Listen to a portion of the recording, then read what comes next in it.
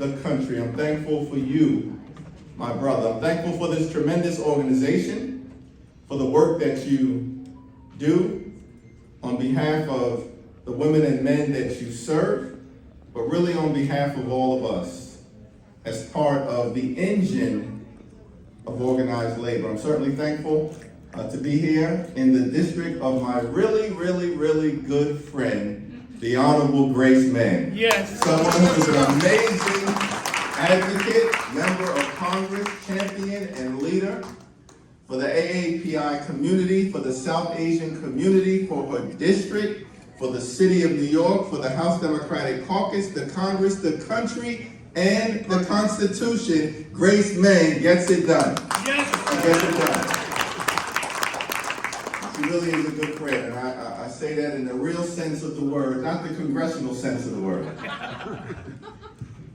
I also want to acknowledge and thank, of course, Councilwoman Linda Lee for her great work, our controller, Brad Lander, Yes. and my other good friend, Senator Diane Savino, Grace and I, we were in the legislature together in the Assembly. Diane Savino was in the state Senate. She's been a tremendous champion for working families, for organized labor during her time on that journey. Yes. And I'm thankful for her service and appreciative of the fact that you are acknowledging it today. Let me simply say that a lot is going on in America, and I'm looking forward to the opportunity to continue to represent the people at home in the 8th Congressional District, largely in Brooklyn, currently a little bit of Queens, but also to partner with Grace and all of my colleagues in government on the Democratic side to continue to advance the priorities of this organization, of organized labor, and of the American people. I think some of you know my journey is similar to your journey, in that I grew up in a working class neighborhood in central Brooklyn during tough times, midst of the crack cocaine epidemic, but the child of 2 public employees. So I grew up in a labor household, and I understand what it meant for me. When my parents, in fact, got married back in 1967, they were both part of the Social Service Employees Union, SEEU at the time. And shortly after, Diane is very familiar with that union. Yes. After they got married, SSEU went out on strike. Yep, 1965. It was an incredibly significant strike, but my parents, as newlyweds, had to make a decision. Are they going to cross the picket line because they are not sure where their next paycheck may come from, how they can provide for the rent, put food on the table, or are they going to stand with their union brothers and sisters? And I was so proud to learn that at that moment of decision, these 2 newlyweds, fresh out of college, decided that they were going to stand on that picket line with their union brothers and sisters to fight for better pay, better working conditions, better health care, and better retirement benefits. And I thought about that throughout my journey because it served myself and my younger brother incredibly well.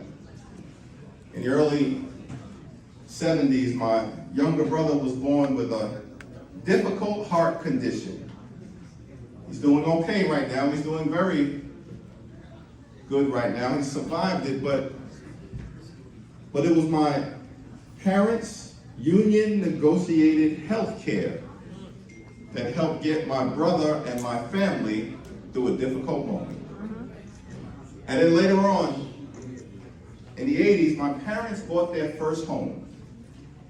And they were able to purchase that home, the home that they still live in right now, more than 40 years later.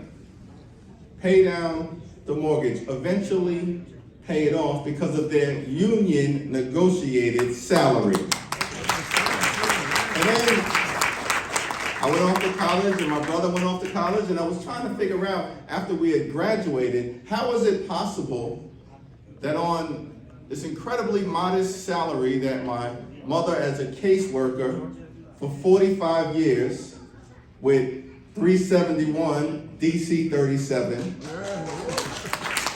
and my father, who was a substance abuse social worker with the state, how was it possible that my brother and I were able to graduate from college without any debt?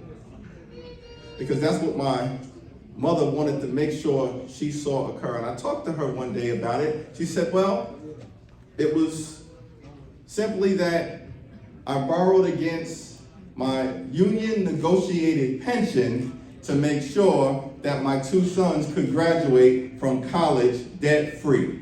So I came by here to tell you that you don't ever have to worry about whether Hakeem Jeffries is going to stand up for you and organized labor, because organized labor has always been there for me. And I want to make sure, as we move forward, that it can continue to be there for your families, for our community, for the South Asian community, for hard-working Americans all across the land. That is our commitment. We're going to fight for lower costs, fight for better paying jobs, fight for safer communities, defend democracy, fight for freedom, protect the public interest, ensure economic opportunity in every single zip code, stand shoulder to shoulder with you, ASAAL, and organized labor, and no matter what it takes, as we move forward, Grace and I and the entire House Democratic Caucus are going to make sure that we protect the right to organize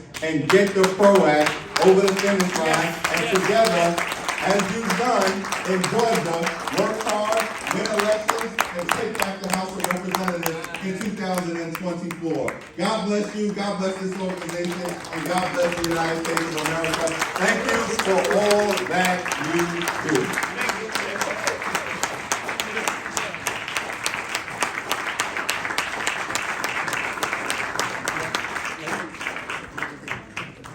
Really appreciate.